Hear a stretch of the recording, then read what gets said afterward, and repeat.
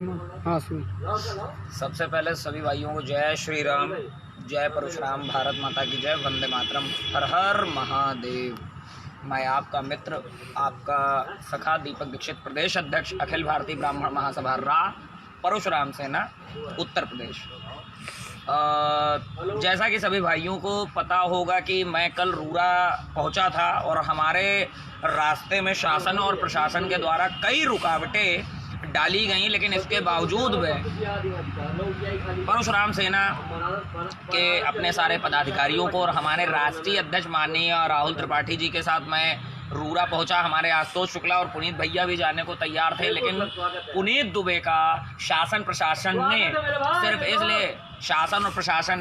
इसलिए मतलब उनका दबाव बना के उनका रास्ता रोक दिया, उनकी गिरफ्तारी कर दी। हमारे प्रदेश कार्यालय पर रात को 1:30 बजे छापा पड़ा, क्योंकि हमने रूरा हत्याकांड को अपना घर का, अपना पर्सनल, अपने भाई का, अपने मित्र का मामला समझा। इसलिए तो हम लोग कल रूरा पहुंचे और वहां पर जो अपार जन समुदाय एकत्रित हुआ, मैं तो सबसे पहले उस अपार जन समुदाय को मैं हृदय से नमन करना चाहूँगा, वंदन करना चाहूँगा, क्योंकि उस अपार जन समुदाय के बदौलत ही हम रूरा के अंदर पहुंच सके। और रूरा के अंदर हमने पीड़ित परिवार से मुलाकात करी, बात करी, और पीड़ित परिवार के सामने ही हम वहाँ पर धरने पर बैठ गए।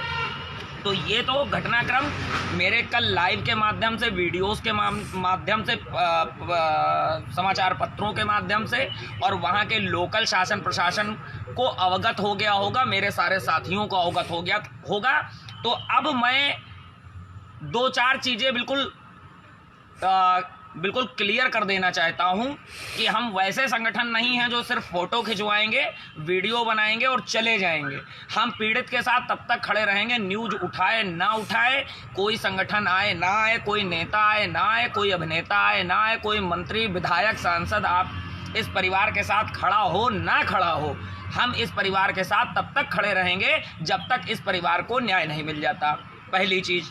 दूसरी चीज़ मैं क्लियर कर देना चाह रहा हूँ कि आज तक शासन प्रशासन के इतिहास में कभी भी पुलिस या कोई भी अधिकारी कोई चीज़ लिखित में नहीं देता है, लेकिन ये परशुराम सेना की और आप सब भाइयों की, रूरा के, शिवली के, किस्मीपुर के, गहलिया के, कानपुर के लोगों की, कानपुर के ब्राह्मणों की, कानपुर के इस जनेऊ की ताकत थी, जिसकी बदौलत कल शासन प्रशासन मजबूर हुआ और शासन प्रशासन रात को 11 बजे रूरा पहुंचा और रूरा पहुंचकर हमारे धरने पर बैठे हुए माननीय राहुल त्रिपाठी जी की बात को उसने माना और लिखित में दिया कि जो अभियुक्त है, अभियुक्त के ऊपर रासुका और गैंगस्टर एक्ट के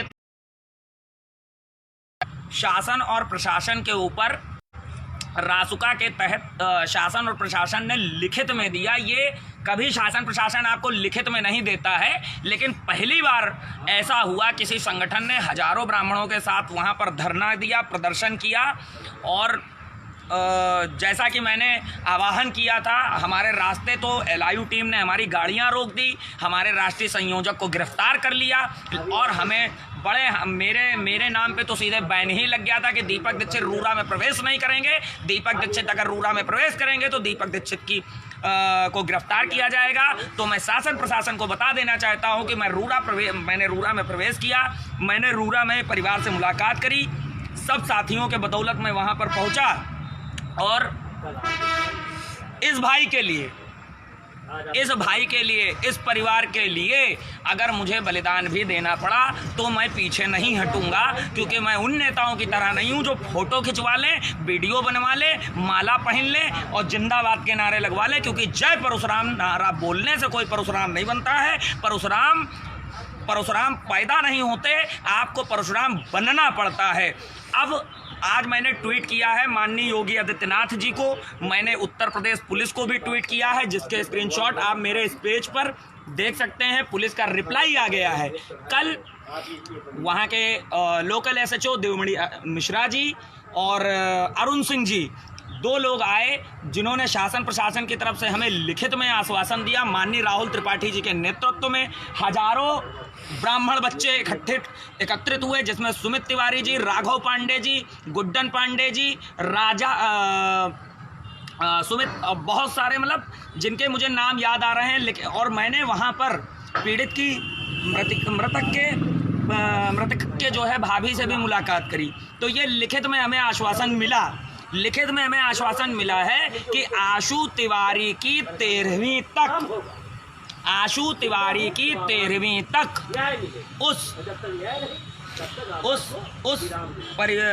उस अपराधी को, उस दुर्दांत हत्यारे को, उस नृशंस हत्या करने वाले को गिरफ्तार किया जाएगा। उस पर रासुका और गैंगस्टर एक्ट के तहत विधिक कार्रवाई की जाएगी और वो जो अवैध निर्माण जिसकी वजह से उस मेरे भाई की जान गई है, उस अवैध निर्माण को गिराया जाएगा। ऐसा लिखित में आश्वासन वीडियो प्रूफ मीडिया कर्मियों के सामने, उसके वीडियो प्रूफ मैंने अपलोड कर दिए हैं, मीडिया कर्मी के सामने बोला गया है, लिखित में दिया गया। वो लिखित की रिसीविंग भी हमारे पास है।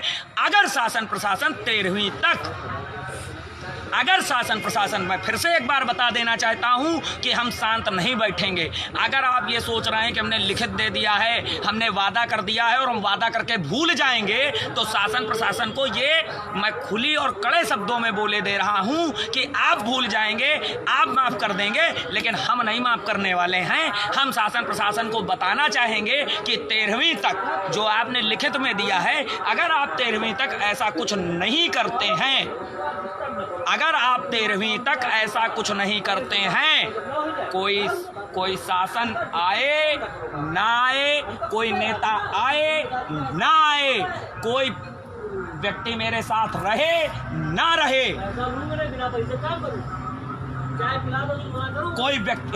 कोई साथ दे ना साथ दे, मैं 13वीं वाले दिन रूरा दोबारा पहुंचूंगा और इतना उग्र तांडव करूंगा कि उसकी जिम्मेदारी शासन और प्रशासन की होगी। क्योंकि अगर परशुराम सेना आशु तिवारी की 13वीं वाले दिन उग्र तांडव करती है तो इसकी पूर्ण जिम्मेदारी शासन प्रशासन की होगी। क्योंकि शासन और प्रशासन अगर विफल होगा तो मजबूर होकर परशुराम सेना को वहां पर कानून अपने हाथ में लेना पड़ेगा। इसलिए मेरा शासन और प्रशासन से निवेदन है कि अगर रूरा का लॉ एंड ऑर्डर आपको बिल्कुल कायदे से रखना है तो आपने जो लिखित में हमें दिया है कि उक्त विजय सिंह सेंगर पे और संबंधित अधिकारियों पर और उसको संरक्षण देने वालों पर अगर कार्रवाई नहीं करेंगे, कार्रवाई आपको करनी पड़ेगी। और उक्त जो जमीन का विवाद है, उस जमीन विवाद में जो अवैध निर्माण है, उस निर्माण पे बुलडोजर चलना चाहिए। क्योंकि ये डिमांड परशुराम सेना ने करी और आपने इसको स्वीकार किया है, जिसका आपने लिखित में आदेश दिया है। तो रूरा के सभी जो साथी कल थे मेरे साथ, मैं जानता हूं कि जिस तरह, जिस हर्षोल्लास से, जिस ताकत से आपने कल प्रदर्शन किया है, वो ताकत, वो आग बुझेगी नहीं। ये क्षमा कल से और भड़की है और भड़केगी और 13वीं तक या तो अपराधियों की 13वीं होगी और या, क्योंकि अब सरफरोशी की तमन्ना अब हमारे दिल में है, सरफरोशी की तमन्ना अब हमारे दिल में है और देखना है जोर कितना बाजुए कातिल में है। तो सारे शासन प्रशासन को बता देना चाहता हूं कि ये मत सोचिएगा कि 2 संगठन के लोग आए थे, आके वहां पर बैठ गए थे धरने पर, हमने आश्वासन दे दिया और वो चुपचाप चले गए हैं। तो ये हमारी शालीनता थी, क्योंकि हम उस ब्राह्मण कुल से आते हैं जो कि जितना हो जाए उतना झगड़ा टालने की कोशिश करते हैं। लेकिन अगर 13वीं तक अभियुक्त गिरफ्तार ना हुए और वो संबंधित जमीन अगर जो है संबंधित जमीन जिस पर विवाद था वो अवैध निर्माण गिराया ना गया, तो शासन प्रशासन अपना काम करेगा। क्योंकि मातम हमारे घर में है, आप न्याय नहीं दे पाएंगे तो हमारे समाज का बच्चा गया है, हम न्याय करने आएंगे 13वीं वाले दिन।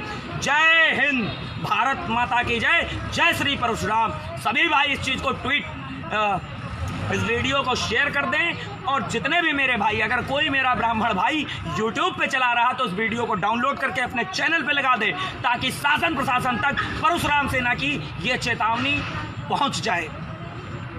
कोई अभद्र शब्द नहीं, किसी से कोई बातचीत नहीं, लेकिन जब तक मेरे भाई को, आशुतोष तिवारी को उस परिवार को न्याय नहीं मिल जाता हम शांत नहीं बैठेंगे। और इसी के साथ साथ मैं शासन प्रशासन से एक निवेदन और करूंगा कि उस परिवार का वो अकेला खाने कमाने वाला बच्चा था, उस परिवार के लिए रोजी रोटी की भी व्यवस्था की जाए, इसको भी सुनिश्चित की जाए, ये भी सुनिश्चित किया जाए। क्योंकि मुझे ना वहाँ कोई विधायकी लड़ने जाना, ना कोई प्रधानी लड़ने जाना है, लेकिन मेरा भाई इस पूरे भारतवर्ष में, अगर मेरा इस पूरे उत्तर प्रदेश में अगर मेरे किसी भी भाई के साथ कोई भी गलत दुर्व्यवहार होगा तो मैं उसके साथ तब तक खड़ा रहूँगा जब तक न्याय नहीं मिल जाता है। जय हिंद, जय परशुराम, भारत माता की जय, वंदे मातरम, परशुराम सेना जिंदाबाद, अखिल भारतीय ब्राह्मण महासभा राज जिंदाबाद, राहुल त्रिपाठी जिंदाबाद। जैसे करते ऐसे ही होगा ना।